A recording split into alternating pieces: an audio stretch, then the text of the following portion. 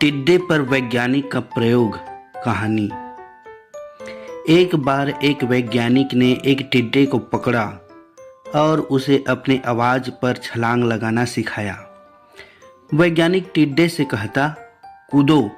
टिड्डा उसके आवाज़ सुनते ही जोर से छलांग लगा देता। अब वह वैज्ञानिक था तो प्रयोग करना बनता ही था। उन्होंने टिड्डे की छलांग पर प्रयोग किया। वैज्ञानिक ने उसकी एक टांग तोड़ दी और फिर बोला, कूदो। अब टिड्डे की छलांग की दूरी कम हो गई।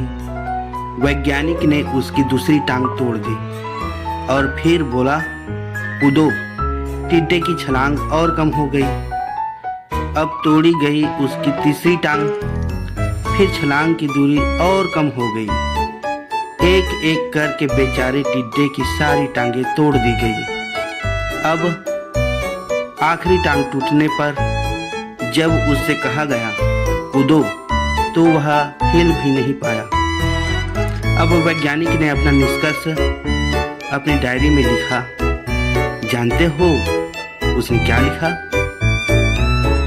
जब टिड्डे की एक टांग तोड़ी गई तो वह थोड़ा बहरा हो गया। जब उसकी दूसरी टांग तोड़ी गई तो वो और बहरा हो गया।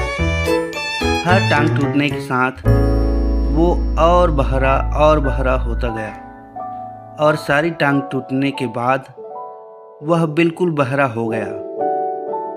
अब जोर जोर से चिल्लाने का भी उस पर कोई असर नहीं हुआ।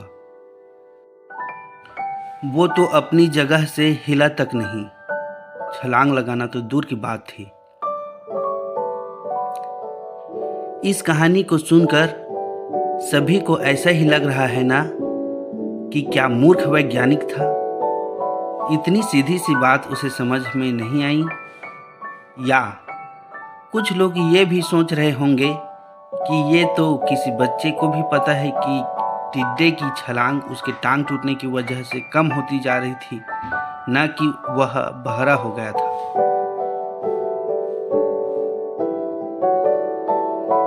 दोस्तों, हम सभी जीवन में कई बार ऐसे ही मूर्ख बन जाते हैं।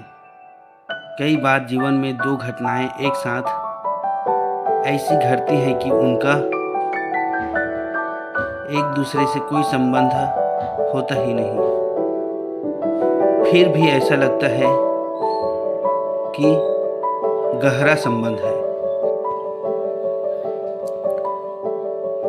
कभी कभी दिखता कुछ और है लेकिन समझ कुछ और आता है और वास्तव में होता कुछ और है।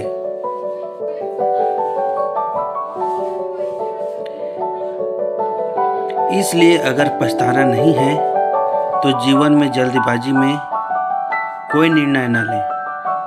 हमेशा समझ बूझ का इस्तेमाल करें, सावधानी बरतें, नतीजे सोच विचार कर ही निकालें। धन्यवाद।